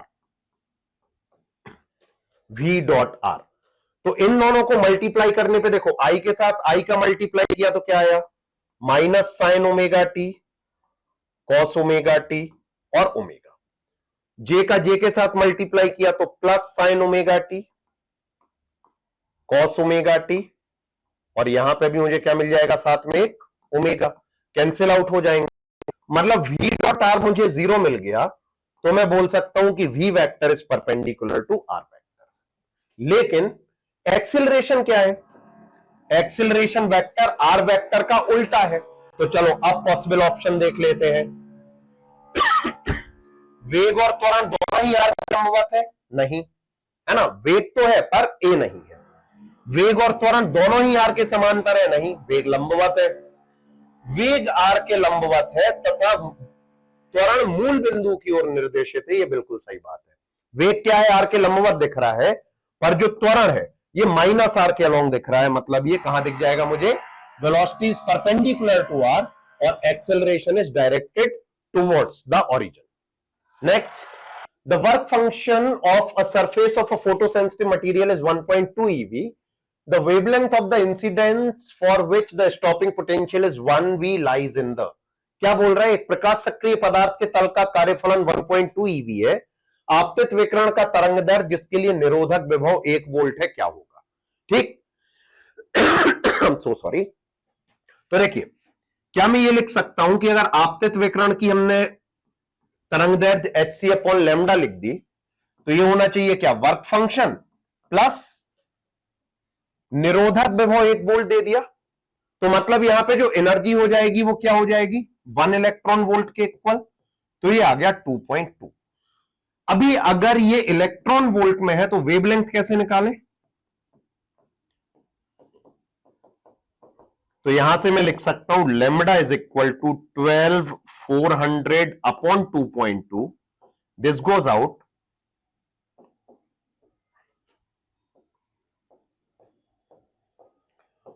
so this will be 5000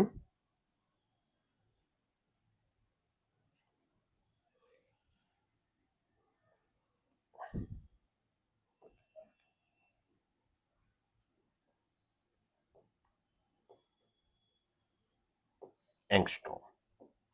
अब अगर ये वाली वेवलेंथ आ रही है तो हम क्या जानते हैं कि 3000 से 7500 के बीच में विजिबल लाइट होती है, तो मतलब ये जो वेवलेंथ है ये किस में आएगी?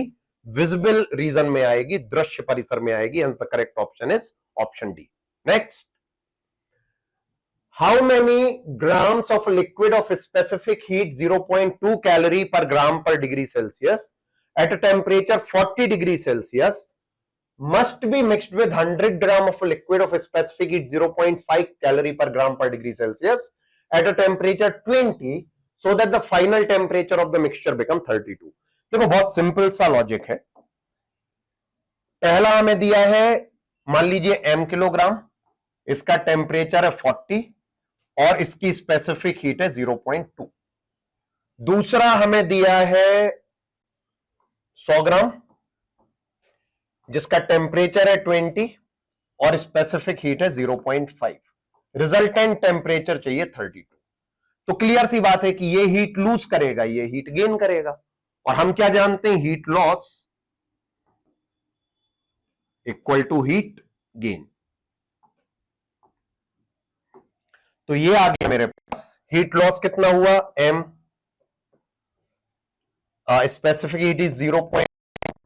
और टेम्परेचर में चेंज मतलब 8, 40 से 32 पहुंच गए, है ना, ms डेल्टा थीटा।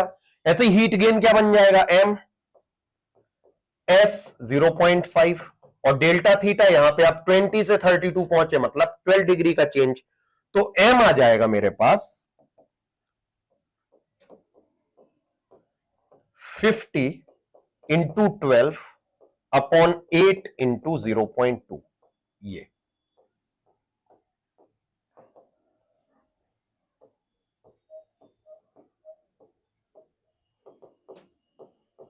375, और यूनिट हम ग्राम में ले रहे हैं स्टार्टिंग से, तो the answer will be in gram. Next, match the following column for the process with ideal gas. Adarsh gas के प्रक्रमों के लिए नीचे दिए गए कॉलम का मिलान कीजिए। देखिए, समतापीय प्रक्रम है। अगर मैं समतापीय प्रक्रम की बात करता हूं तो समतापीय प्रक्रम में इंटरनल एनर्जी उसमें चेंज होता नहीं है, और डेल्टा क्यू किसके इक्वल आ जाता है? डेल्टा डब्ल्यू के। तो यानी कि ए के लिए पॉसिबिलिटी 3 भी है और 4 भी है। एडियाबैटिक के लिए डेल्टा क्यू 0 होता है, तो बी के लिए पॉसिबिलिटी 2 हो गई। आइसोकोरिक समायतनिक वर्क डन हम लिखते हैं P इंटू डेल्टा वी। अगर हम समायतनिक की बात कर रहे हैं, आइसोकोरिक की बात कर रहे हैं, तो डेल्टा वी 0 हो जाएगा, मतलब वर्क डन जीरो हो जाएगा। अगर वर्क डन जीरो है तो डेल्टा क्यू किसके इक्वल बचेगा? डेल्टा यू के। ये फर्स्ट लॉ होता है आपका, डेल्टा डब्ल्यू जीरो हो गया। तो मतलब सी के लिए अपने पास क्या पॉसिबिलिटी है? ऑप्शन 1। और डी साइक्लिक प्रोसेस है, तो साइक्लिक प्रोसेस के लिए भी सेम लॉजिक है, डेल्टा यू जीरो। अगर डेल्टा यू हम जीरो कर देंगे तो डेल्टा क्यू किसके इक्वल बचेगा? डेल्टा डब्ल्यू के, मतलब 3 and 4। तो A should be 3 and 4, B should be 2, C should be 1, and this should be 3 and 4. Hence, the correct option should be option number C. Next, 44. There are 26 tuning forks arranged in decreasing order of their frequencies. Each gives 3 beats with the next. तो देखो, ये पहला है, ये दूसरा है। अगर इसकी फ्रीक्वेंसी f है तो ये हो जाएगा f-3, ये तीसरा है तो ये हो जाएगा f इंटू 2 3। ऐसे कितने? 26 है। तो लास्ट की जो फ्रीक्वेंसी होगी वो इतनी होनी चाहिए, है ना? 3 3 3 हम डिक्रीज करते गए सब में। अभी क्या बोल रहा है हमसे? The first tone is Octave of the last. पहली वाली जो है वो लास्ट की ऑक्टेव है। What is the frequency of 18th tuning fork? 26 स्वरित्रों को आवृत्ति के अनुसार घटते क्रम में जमाया गया है कि प्रत्येक स्वरित्र अपने अगले के साथ 3 विस्पंद देगा। तो अगर इसकी आवृत्ति f है तो इसकी 3 और कम, इसकी 3 और कम, ऐसे करते जाइए। कह रहा है पहले की आवृत्ति आखिरी की अष्टक है। तो अब देखो, अगर मैं लिखना चाहूं तो क्या मैं ऐसे लिख सकता हूं? f इंटू 2 टाइम्स, ये कितना आया? f-75। अष्टक का यही मतलब होता है, वो हार्मोनिक है, ऑक्टेव है। तो यहां से मुझे f की वैल्यू कितनी मिली? 2f-150, मतलब f आ गया मेरे पास 150। कौन से नंबर का पूछा है? 18वें स्वरित्र के लिए पूछा है। तो अगर मैं 18th के लिए जाता हूं तो देखो, पहले के लिए तो f हो गई, इसके बाद 17 और गए होंगे आप, तब तो आप 18 पे पहुंचे होंगे। तो 17 में डिक्रीज कितनी हो गई होगी? 17 इंटू 3, तो ये हो गया 150 माइनस 51, मतलब जो 18th ट्यूनिंग फॉर्क है उसकी फ्रीक्वेंसी होनी चाहिए 99। Next, the binding energy per nucleon in deuterium and helium nuclei are 1.1 and 7 MeV respectively.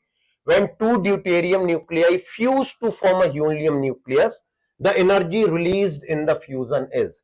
क्या कह रहा है कि हीलियम और ड्यूटीरियम की प्रति न्यूक्लियन बंधन ऊर्जा 1.1 और 7 है। जब दो ड्यूटीरियम नाभिकों के संलयन से हीलियम बनता है तो संलयन में मुक्त ऊर्जा कितनी है? तो अभी पहले तो ये देख लीजिए, मैं बोलूं 2 ड्यूटीरियम है, ड्यूटीरियम में कितने होंगे आपके? अगर मैं टोटल न्यूक्लियन बोलूं, ड्यूटीरियम में 1 प्रोटॉन 1 न्यूट्रॉन है, राइट? मतलब 2 हो गए आपके। तो कह रहे प्रति न्यूक्लियन दी है 1.1, तो ये हो गया 2 into 1.1 total binding energy. Helium की बात करें तो हीलियम में टोटल न्यूक्लियन है 4 और एक न्यूक्लियन के लिए एनर्जी है 7, तो ये हो गई आपकी 28, यहां पे हो गई 4.4। तो डिफरेंस इन एनर्जी क्या आया? 23.6। Hence the correct option should be 23.6 MeV, and this was the correct answer in last question. So hope you enjoyed this session. Hope you have done well in this exam. हम NEET के बहुत पास हैं, तैयारी में कहीं भी slip मत छोड़िए। Revise important concept and do the very best that you can. Have a good day. Enjoy. Thank you.